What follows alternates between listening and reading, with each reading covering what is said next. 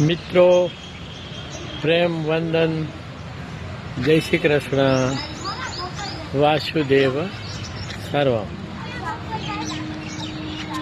એક નાનકડી આધ્યાત્મિક રચના ચોથા માર્ગના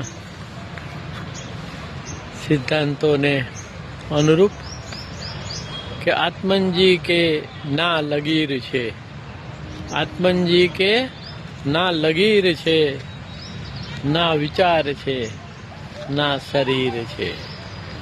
આત્મનજી કે ના લગીર છે, ના વિચાર છે, ના શરીર છે.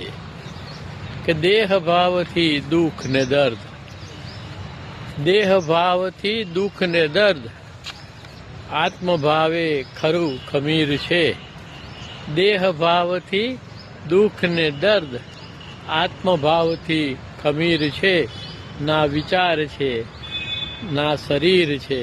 આત્મનજી કે ના લગીર છે.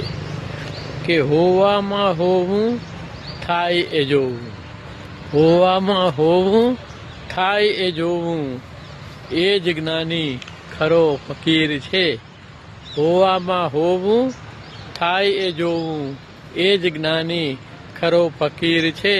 ના વિચાર છે, ના શરીર છે. આત્મનજી કે ના લગીર છે.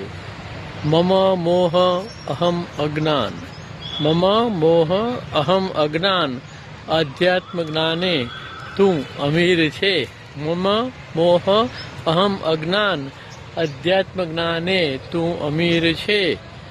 સહજ હોવું સમજે હોવું, સહજ હોવું સમજે હોવું, આત્મસ્મરણની લકીર છે. ના વિચાર છે, ના શરીર છે. આત્મનજી કે ના લગીર છે. કે મોહ નષ્ટ હો સ્મૃતિ ફરે તો, મોહ નષ્ટ હો સ્મૃતિ ફરે તો, અર્જુન સમો તું અમીર છે. મોહ નષ્ટ હો સ્મૃતિ ફરે તો, અર્જુન સમો તું સમીર છે. ના વિચાર છે, ના શરીર છે. આત્મનજી કે ના લગીર છે. આત્મનજી કે ના લગીર છે, ના વિચાર છે, ના શરીર છે.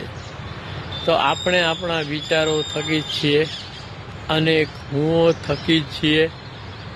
મમતા, મોહ અને અજ્ઞાનથી જ આ શરીર છે. બાકી આપણે પૂર્ણ રીતે ચેતન સ્વરૂપ ચિદાનંદ રૂપ શિવોહમ છીએ.